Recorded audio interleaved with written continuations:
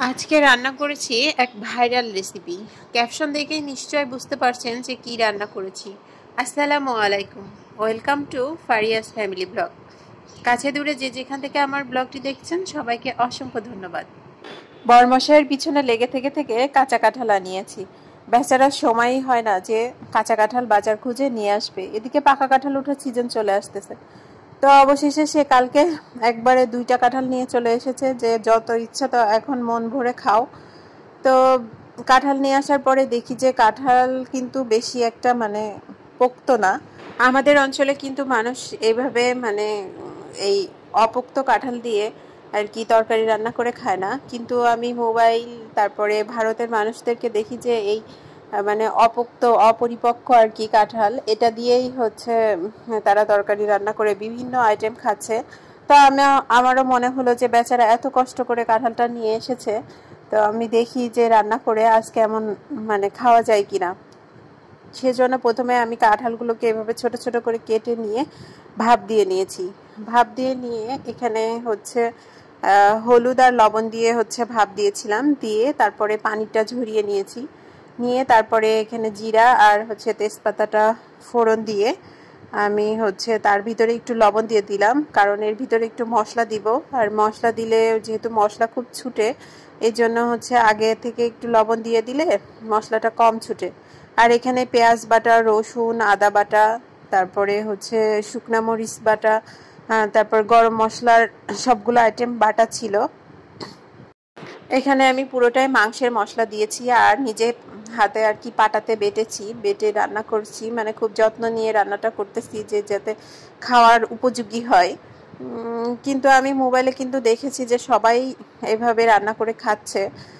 আমার কোনোদিন এভাবে রান্না করা হয়নি, কারণ এই অপরিপক্ক কাঁঠাল কোনোদিন আমাদের অঞ্চলে কেউই রান্না করে না আমার মনে হয়।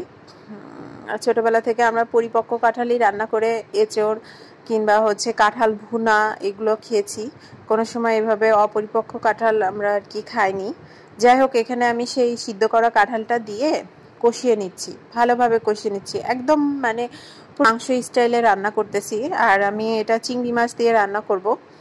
এই যে কষানোটা প্রায় হয়ে এসেছে, দেখেছেন কালারটা কত সুন্দর এসেছে।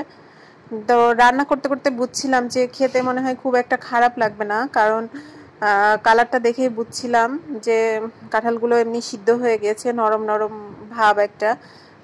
তো এই পর্যায়ে আমি হচ্ছে একটু লবণ কম হয়েছিল, সেজন্য আর একটু লবণ দিয়ে নিলাম। আর চিংড়ি মাছগুলো এখন দিয়ে নিচ্ছি, দিয়ে এর সাথে একটু কষাবো আর একটু। আপনারা কে কে এইভাবে রান্না করে খেয়েছেন অবশ্যই কমেন্টে জানাবেন। আর কাঁঠালের আরও কি কি রেসিপি আছে আপনাদের জানা থাকলে অবশ্যই কমেন্টে সেটা লিখবেন। তো আমি এই পর্যায়ে আর একটু কষিয়ে নিচ্ছি, ভালোভাবে কষিয়ে নিতে হবে। আর কষিয়ে একটু লাল লাল হলে পরে তরকারির কালারটা সুন্দর লাগলে খেতেও কিন্তু ভালো লাগে। তো আমার কষানো হয়ে গিয়েছে, এখন আমি হচ্ছে পানি দিয়ে দিলাম। একবারে পরিমাণ মতো পানিটা দিয়ে নিতে হবে, যে এই পানিতেই একবারে সিদ্ধ হয়ে যাবে, পুরোপুরি সিদ্ধ হয়ে রান্নাটা কমপ্লিট হয়ে যাবে। আর এটাতে হচ্ছে ঝোল রাখা যাবে না, মাখা মাখা করে রান্না করতে হবে। তো আমি এখন হচ্ছে ঢাকা দিয়ে দিব। ঢাকা দিয়ে রেখেছিলাম প্রায় 10 মিনিট মতো, আর খুব লো হিটে রেখেছিলাম যাতে আস্তে আস্তে নরম হয়ে গলে যায়। আর দেখেন আমার রান্নাটা প্রায় কমপ্লিট হয়ে গিয়েছে।